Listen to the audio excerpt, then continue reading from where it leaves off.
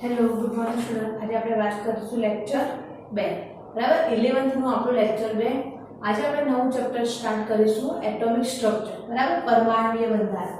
હવે પરમાણુય બંધારણની અંદર સૌથી પહેલા પરમાણુ શું છે તો અહીંયા તમે 9મા ધોરણની અંદર 10મા ધોરણમાં ભણી ગયા છો તો પરમાણુ શું છે તો પરમાણુ એટલે અતિ સૂક્ષ્મ નાનામાં નાનો કણ। अति सूक्ष्म नानाમાં નાનો કણ એને આપણે બીજું કહીએ છીએ એટમ। હવે આ જે એટમ શબ્દ છે બરાબર એ એટોમિયો શબ્દ પરથી ઉતરી આવે છે એટમ। એટમ એટલે કે પરમાણુ બરાબર જે અવિભાજ્ય છે।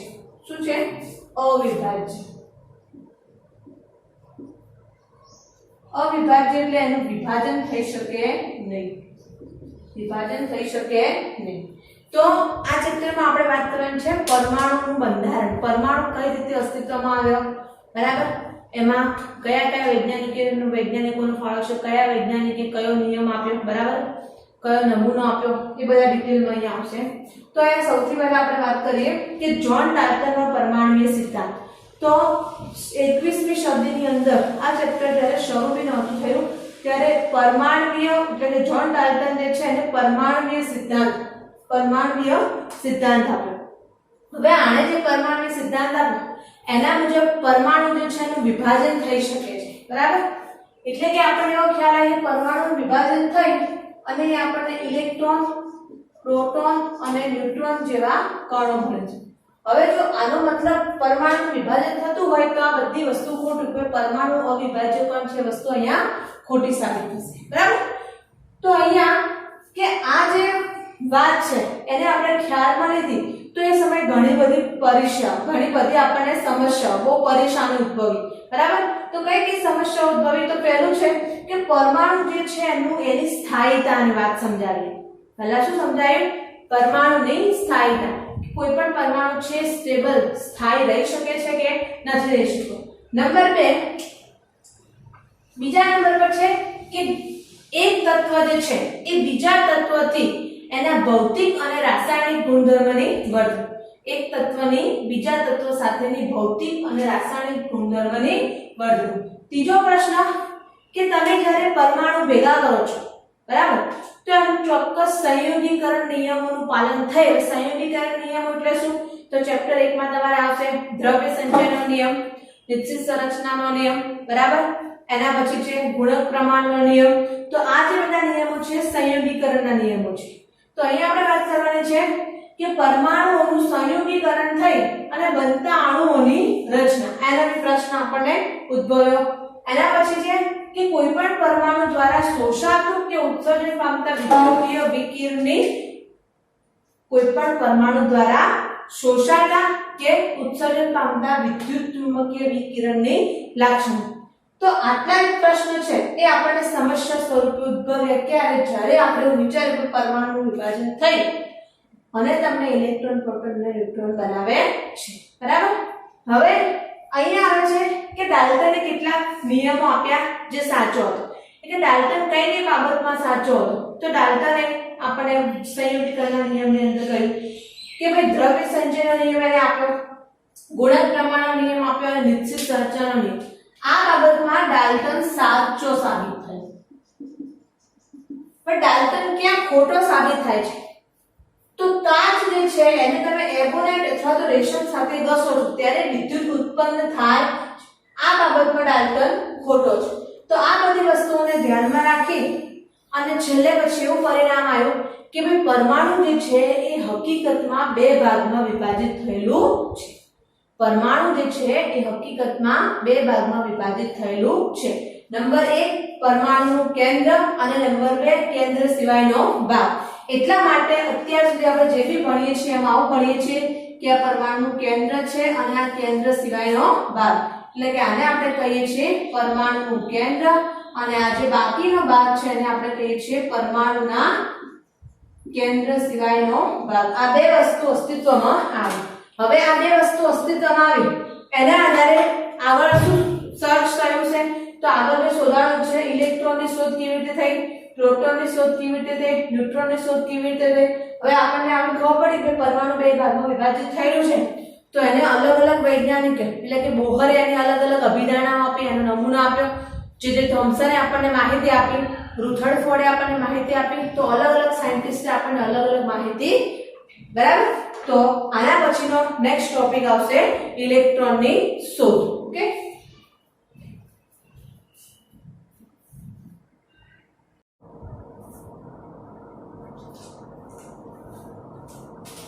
Hello, good morning student. આજે આપણે વાત કરીશું ઇલેક્ટ્રોનની શોધ. તો ઇલેક્ટ્રોનની શોધની અંદર સૌથી પહેલા માઇકલ ફેરાડે નામના વૈજ્ઞાનિકે આપણને થોડી માહિતી આપી. તો માઇકલ ફેરાડે વૈજ્ઞાનિકે એને અલગ અલગ વિદ્યુત વિભાજનના દ્રાવણની અંદર પ્રયોગ કર્યો.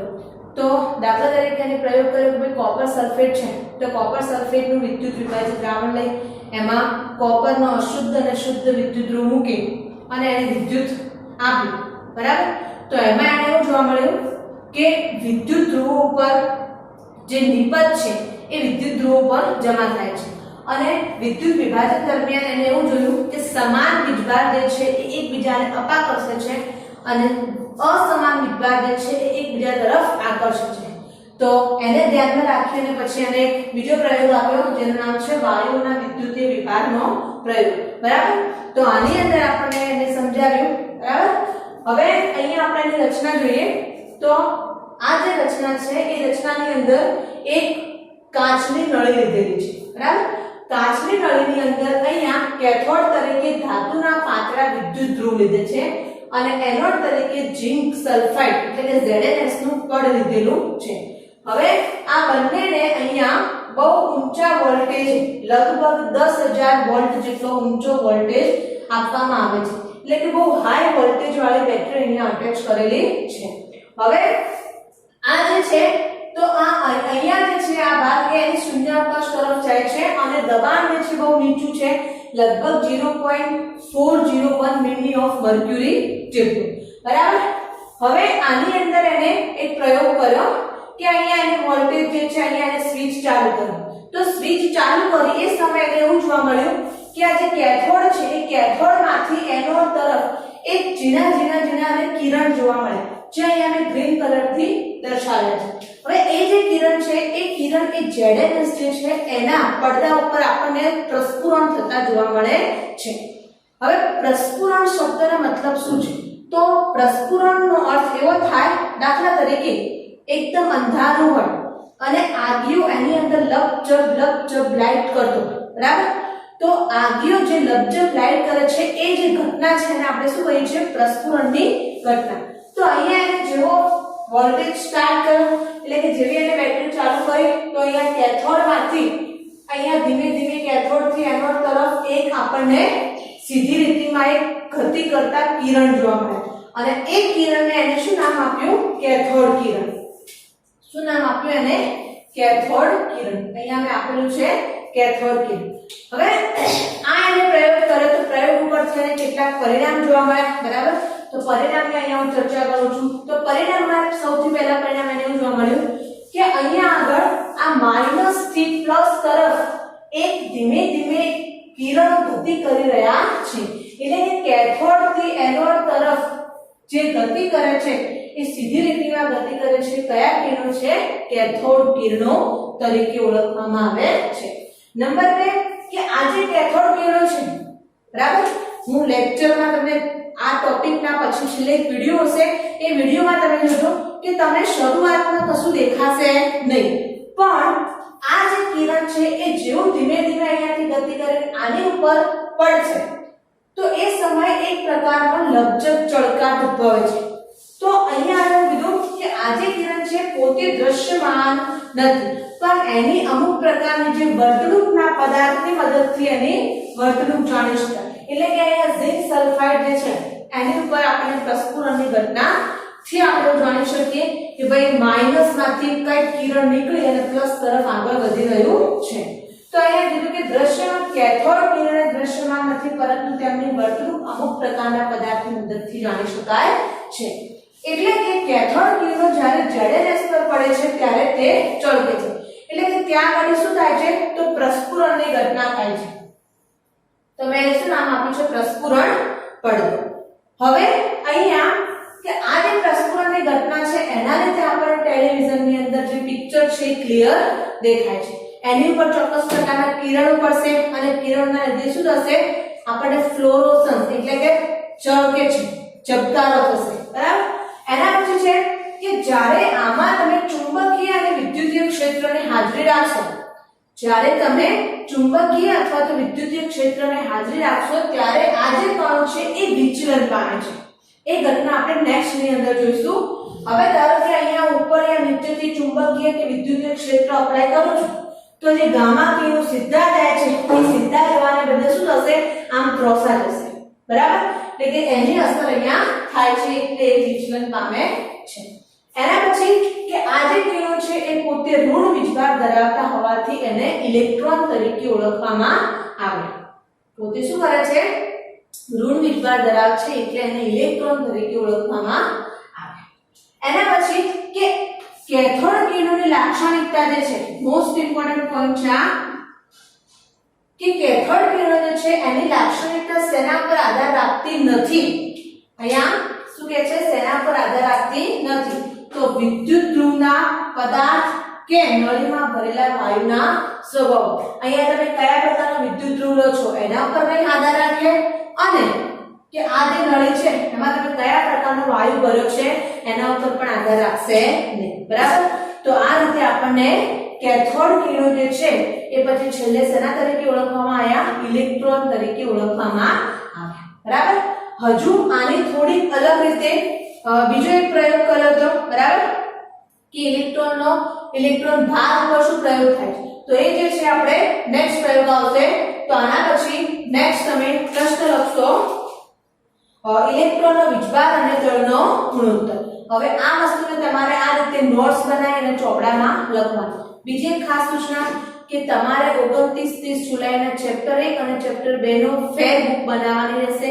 એનો તમારે 25 કે 30 માર્ક્સનો એક ટેસ્ટ લેવાશે. બરાબર. તો એ ટેસ્ટની અંદર તમારી પાસે કમ્પલસરી નોટ્સ બનાવેલી હોવી જોઈએ. અહીંયા હું તમને મારા વિડિયોમાં બધી નોટ્સ આપણે બોર્ડ ઉપર આપી દઈશ. નહીં હોય તો વિડિયોના અંતમાં તમને પેજના ફોટો આપીશ. બરાબર. એટલે એ પ્રમાણે તમારે નોટ્સ બનાવવાની રહેશે. ઓકે. તો નેક્સ્ટ આપણે લખશું પ્રશ્ન લખો.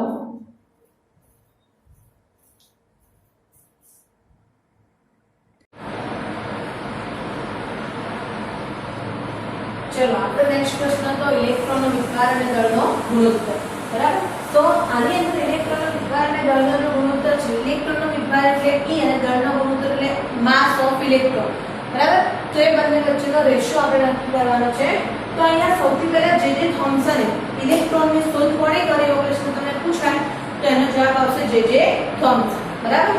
તો ઇલેક્ટ્રોનની શોધ કરનાર વૈજ્ઞાનિક છે જે થોમ્સન. તો જે થોમ્સને આપણને શું જણાવ્યું કે આની અંદર કે આ જે વિદ્યુતીય વિભાગ નળી છે. બરાબર. એ વિદ્યુતીય વિભાગ નળીની અંદર આ પ્રમાણે તમે જો વિદ્યુતીય અથવા તો ચુંબકીય ક્ષેત્ર અપ્લાય કરો છો તો વિદ્યુતીય અથવા ચુંબકીય ક્ષેત્ર અપ્લાય કરશો તો આ પ્રમાણે જે કણ છે. બરાબર. કેથોડ કિરણ છે એનું વિચલન થાય. તો કેથોડ કિરણનું વિચલન થાય છે એ કઈ બાબતો પર આધાર રાખે છે તે મુખ્ય 3 બાબતો પર આધાર રાખે છે. નંબર 1 કણો પરનો ઋણ વીજભાર. જેટલો ઋણ વીજભાર વધુ હશે એટલું વિચલન વધુ થશે. નંબર 2 કણોનું દળ એટલે કે જેટલા દળ એનું હલકું હશે એટલું વિચલન વધારે. વજનમાં હલકા હશે તો એનું વિચલન ઈઝીલી થશે. વજનમાં ભારે હશે તો વિચલન ઈઝીલી થશે નહીં. છેલ્લું છે વિદ્યુતીય અથવા તો ચુંબકીય ક્ષેત્રના બળ ઉપર. બરાબર. હવે અહીંયા આ આકૃતિ આપણને એવું સૂચવે છે કે ધારો કે અહીંયા વિદ્યુતીય ક્ષેત્ર અપ્લાય કરું છું તો વિદ્યુતીય ક્ષેત્ર અપ્લાય કરું છું તો મને અહીંયા આ જે કેથોડ કિરણ છે ક્યાં અહીંયા મળશે એ બિંદુ પર. જો ચુંબકીય ક્ષેત્ર નીચે અપ્લાય કરું છું તો એ મને મળશે અહીંયા સી બિંદુ પર. પણ ચુંબકીય અને વિદ્યુતીય ક્ષેત્રને હું દૂર કરી નાખું છું એટલે કે વિદ્યુતીય અને ચુંબકીય ક્ષેત્રની ગેરહાજરી છે તો કેથોડ કિરણ છે એનું વિચલન થતું નથી અને એ મને સીધું મળશે અહીંયા બી પોઈન્ટ. બરાબર. હવે આના આધારે આપણને ઇલેક્ટ્રોનનો વીજભાર અને દળનો ગુણોત્તર જે છે તો અહીંયા આપણને કિંમત મળી જે છે પ્રાયોગિક કિંમત મળેલી છે અહીંયા તો એ છે 1.77 1.70 88 20 × 10⁻11 કુલમ્બ પર કિલોગ્રામ. હવે કુલમ્બ જે છે એ ઇલેક્ટ્રોનનો એકમ છે અને m એટલે માસ ઓફ ઇલેક્ટ્રોન એને આપણે શેમાં લીધું છે કિલોગ્રામ. બરાબર. તો અહીંયા આ પ્રમાણે આપણે ઇલેક્ટ્રોનનો વીજભાર અને દળનો ગુણોત્તર નક્કી કરીશું. ઓકે. હવે આમાં હું તમને છેલ્લે એક આવો વિડિયો મૂકીશ. એ વિડિયો તમે જોઈ એટલે તમને ટોપિકનો ખ્યાલ આવી જશે.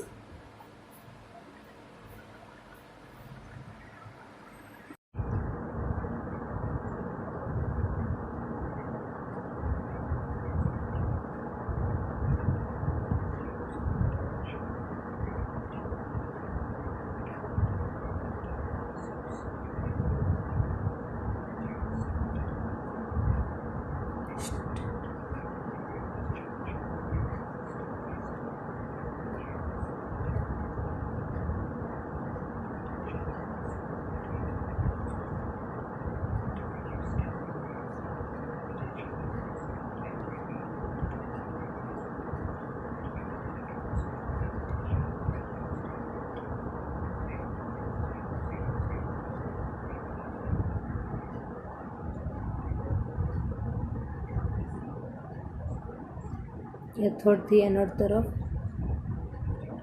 એનોડ ઉપર ZnSનું પડ લગાવેલું છે, જેની પર આપણને પ્રસ્ફુરણની ઘટના જોવા મળશે.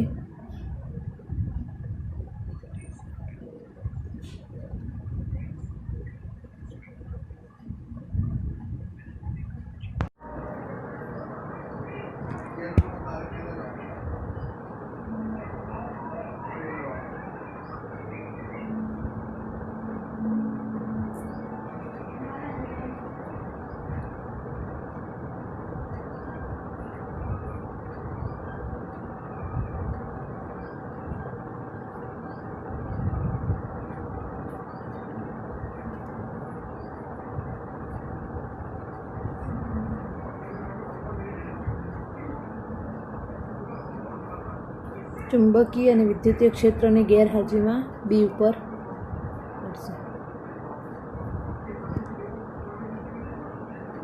E/m ના રેશિયાની કિંમત